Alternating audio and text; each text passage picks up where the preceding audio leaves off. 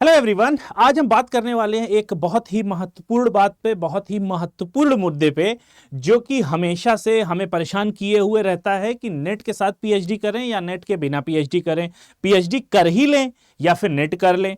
ये दोनों ही जो द्वंद्व बने होते हैं, एक कॉन्ट्रडिक्शन की जो सिचुएशन या फिर हम ये कहें कि डायलिमा की सिचुएशन जो क्रिएट रहती है नेट और पीएचडी को लेके, नेट के साथ पीएचडी करें या नेट के बिना पीएचडी करें, इस पे आज हम चर्चा करने वाले हैं। आपका एक्सप्रेशन ठीक ऐसे ही हो जाना है। अगर आपने नेट के बिना पीएचडी की तो ऐसे हो जाएगा, और नेट के साथ पीएचडी की तो ऐसे हो जाएगा। और नेट कितने मायनों में इंपॉर्टेंट है ये आपको पता होना चाहिए। कितने भी रूल्स एंड रेगुलेशंस चेंज हो जाए, कितना भी अमेंडमेंट हो जाए, लेकिन आप एक बात हमेशा याद रखिएगा कि नेशनल एलिजिबिलिटी टेस्ट ये वो टेस्ट है जो आपको वरीयता दिलाता है कि आप हायर एजुकेशन इंस्टीट्यूशन में, वेदर वो यूनिवर्सिटी हो या फिर वो कॉलेज हो, आप उसमें पढ़ाने के लिए अर्ह माने जाते हैं, एलिजिबल माने जाते हैं। तो ये ध्यान रखने वाली बात है कि नेशनल एलिजिबिलिटी टेस्ट या ये जो नेट है, ये जो नेट का एक फोबिया है, ये बहुत इंपॉर्टेंट है, जो कि हमेशा हमारे अंदर बना रहता है। अब कितना ज्यादा इंपॉर्टेंट है, इस पूरे विषय में आज हम बात करने वाले हैं। तो यहां पर दो पेपर की मैंने स्क्रीनशॉट आपके साथ शेयर करने की कोशिश की गई है। एक तो है हिंदुस्तान टाइम्स, जो ये कहता है कि university grants commission proposes net score for PhD admissions instead of separate entrance examination. मतलब क्या हो गया, पहले अलग अलग यूनिवर्सिटीज अलग अलग एग्जाम कराती थी। फॉर एग्जांपल दिल्ली यूनिवर्सिटी अपना कराती थी, जेएनयू अपना कराएगी, एएमयू अपना कराएगी, या और यूनिवर्सिटीज हैं ये अलग से इन हाउस, जिसको हम आप जानते होंगे रिसर्च एंट्रेंस टेस्ट भी कहते थे, rate.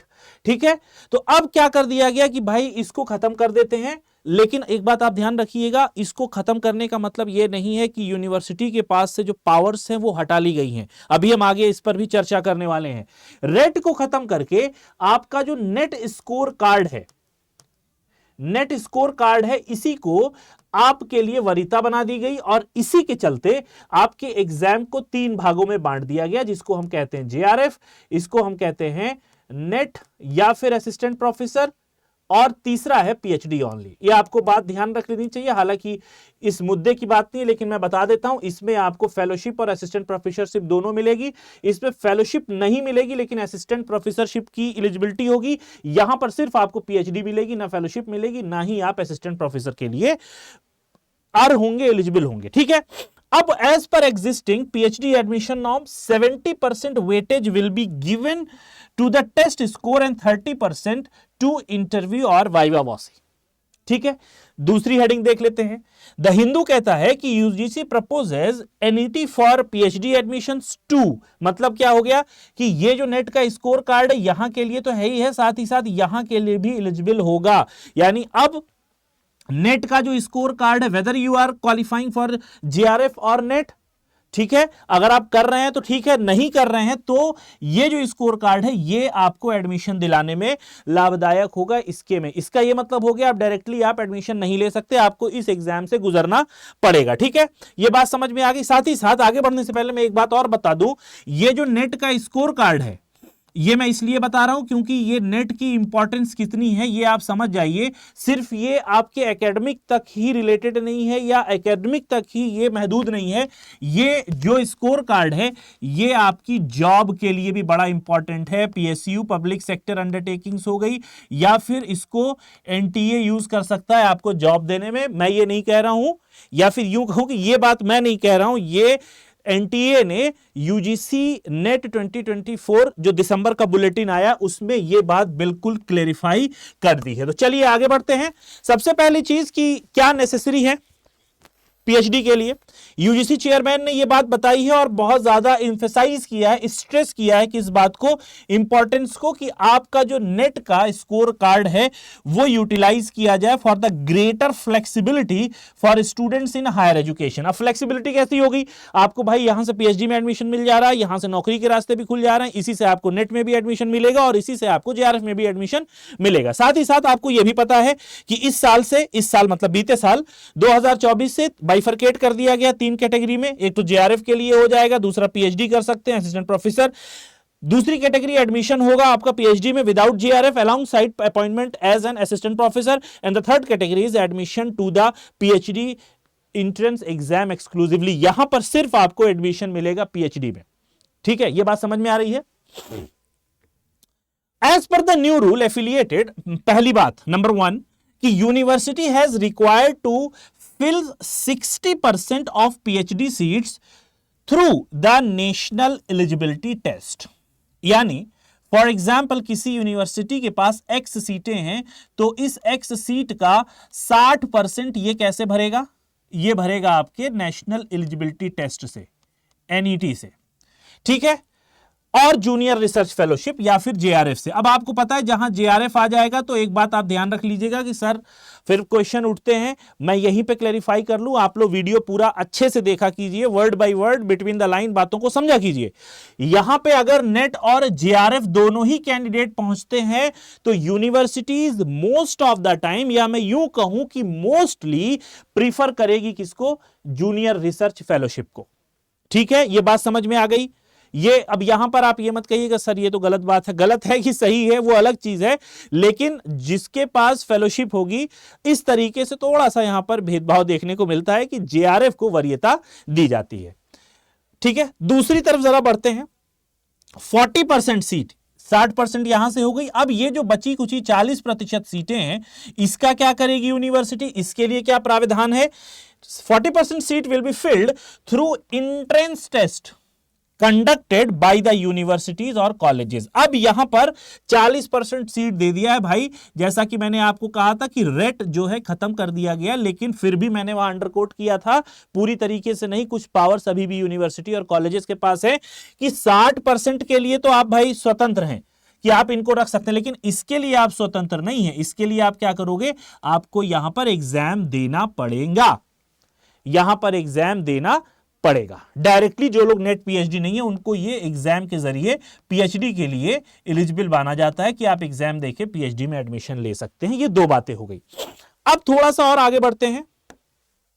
However it is always advisable, ये हमेशा कहा जाता है, कभी भी, मैंने अभी वीडियो की शुरुआत में ही कहा था कि ये बहुत इंपॉर्टेंट है, this is the minimum criteria, आपको ये करना ही करना है।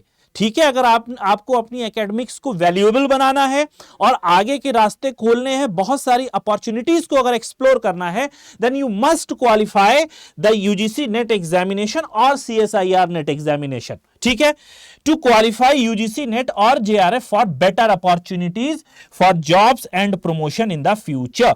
तो आगे भविष्य में जॉब के लिए और प्रमोशन के लिए, इन दोनों के लिए एक कॉमन क्राइटेरिया है कि आप नेट या फिर जेआरएफ क्वालिफाई कर लें। ये वो बंधन है जिस बंधन को आप तोड़ के आप आगे निकलते हो। बहुत सारी अवसर और बहुत सारी अपॉर्चुनिटी तो आपको मिलती है जब आप इस एग्जाम को सक्सेसफुली, सफलतापूर्वक क्वालिफाई कर लेते हो। Come to the next slide. क्या कहते हैं कि student who have qualified the JRF which is junior research fellowship will secure admission to PhD programs through interviews. आपने जेआरएफ क्वालिफाई कर लिया भाई साहब, अब आपके साथ क्या किया जाएगा? आपके साथ एक साक्षात्कार किया जाएगा। ठीक है, फॉर योर काइंड इंफॉर्मेशन, साक्षात्कार में आपको रिसर्च प्रपोजल बना के लेके जाना पड़ता है। इस प्रपोजल का फॉर्मेट मैंने आपको बना दिया है और वीडियो भी इस फॉर्मेट पे मैंने बना दी है। बहुत जल्द आपको ये वीडियो हमारे चैनल पे मिल जाएगी, तो जरूर जाके जेआरएफ के लिए या फिर नेट के लिए, जब आप पीएचडी के लिए जाते हो तो पीएचडी के लिए रिसर्च प्रपोजल कैसे बनेगा, वर्ड बाय वर्ड मैंने आपको समझा दिया है, एक एक करके सारे पॉइंट्स मैंने आपको समझा दिए। Okay, move forward.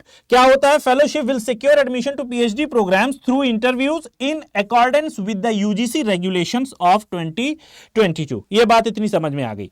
For candidate, ठीक है, टर्म एंड कंडीशन यहां लगती है, falling under category 2 or 3, admission to PhD program will be determined by assigning 70% weightage to test score and 30% to interviews or viva assessment। अब यहां पर दो बातें हैं। दूसरी कैटेगरी किसकी आती है बेटा? नेट की आती है और AP which is assistant professor, और तीसरी कैटेगरी आती है आपकी पीएचडी ओनली। अब यहां पर क्या कह रहा है, इन दोनों कैटेगरी के लिए जो दूसरी नंबर की कैटेगरी है, and this is the category number 3, इसमें क्या कह रहा है कि 70% वेटेज दिया जाएगा आपके टेस्ट स्कोर को, यानी जो आपने यहां पर यूजीसी में परफॉर्म किया उसका 70%, और जो बचा हुआ 30% है इसका आपको क्या होगा, पर्सनल इंटरव्यू दिया जाएगा, और इसी पर्सनल इंटरव्यू में आपका प्रपोजल देखा जाता है। ठीक है, इसी 30% में आपका प्रपोजल देखा जाएगा। Is that clear? चलो आगे बढ़ते हैं। अब हमें जरूरी क्यों होता है नेट क्वालिफाई करना, इतनी बातों में आप ये बात समझ गए होंगे। Qualifying the national level eligibility test like UGC allows the recruiters और universities to understand your standing and merit on a national level. आपकी एक वैल्यू हो जाती है, आपकी मार्केट वैल्यू बन जाती है। आप अगर नेट क्वालिफाई कर ले तो आपको थोड़ा सा अर्ह माना जाता है, एलिजिबल माना जाता है, कैपेबल माना जाता है कि आप हायर एजुकेशन के लिए कैपेबल हो। Secondly, qualifying for JRF helps the candidate financially. PhD courses are expensive and under JRF candidates get a stipend and some other facilities like HRA.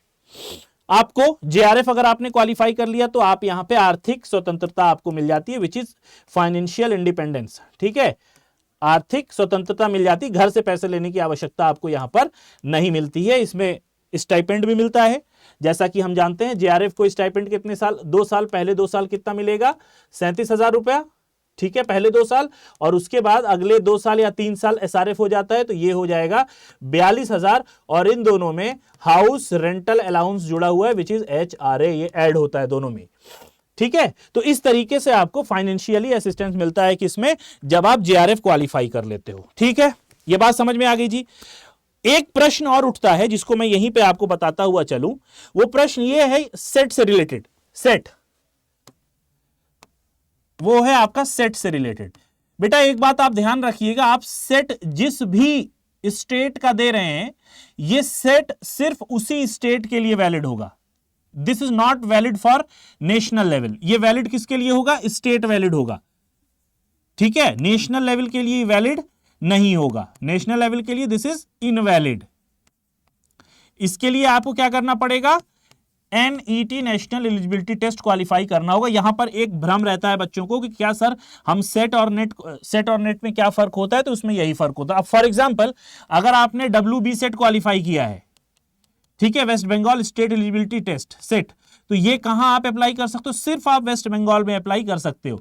लेकिन अगर आपने एनईटी क्वालिफाई किया है, नेट क्वालिफाई किया है, तो भारत के 28 राज्यों की आपको चाबी मिल जाती है कि 28 के 28 राज्यों में आप कहीं पे भी आवेदन कर सकते हैं। तो यह था फर्क जो कि आपको पता होना चाहिए कि क्या इन दोनों में फर्क है, क्या हम नेट के साथ पीएचडी कर सकते हैं या नेट के बिना पीएचडी कर सकते हैं। ये एक इंपॉर्टेंट वीडियो है उन स्टूडेंट्स के लिए जो परस्यू करना चाहते हैं वेदर जेआरएफ और नेट। ठीक है, पीएचडी ओनली की तो मैं बात नहीं करूंगा क्योंकि उसमें सिर्फ पीएचडी की डिग्री आपको हाथ लगेगी। और ये भी एक बात बता देते हैं, ये जो एडमिशंस हो रहे हैं बहुत सारी यूनिवर्सिटीज ने यह भी कर दिया है कि आपको लेटेस्ट वाला लेके आना है, यानी जून 2024 के बाद का ही ये वैलिड मांग रहे हैं। यानी जो आपके पास स्कोर कार्ड, जो नेट क्वालिफिकेशन का सर्टिफिकेट होना चाहिए वो जून 2024 के बाद का ही होना चाहिए। अगर उससे पहले आप इनरोल्ड हैं तो कोई दिक्कत नहीं है, आप पीएचडी अगर कर रहे हैं, अब अगर नेट क्वालिफाई किए तो आपका वो फ्लॉलेसली चलेगा। लेकिन अगर अभी आपने एडमिशन नहीं लिया और आप नया एडमिशन लेना चाहते हैं और इस स्कीम के तहत जो 3 कैटेगरी वाला है तो उसमें आपको लेटेस्ट वाला कंसीडर करेंगे, यानी जून 2024 के बाद वाली ही को कंसीडर किया जाएगा। तो ये थी एक इंपॉर्टेंट इंफॉर्मेशन। आई होप आपको ये वीडियो अच्छा लगा होगा।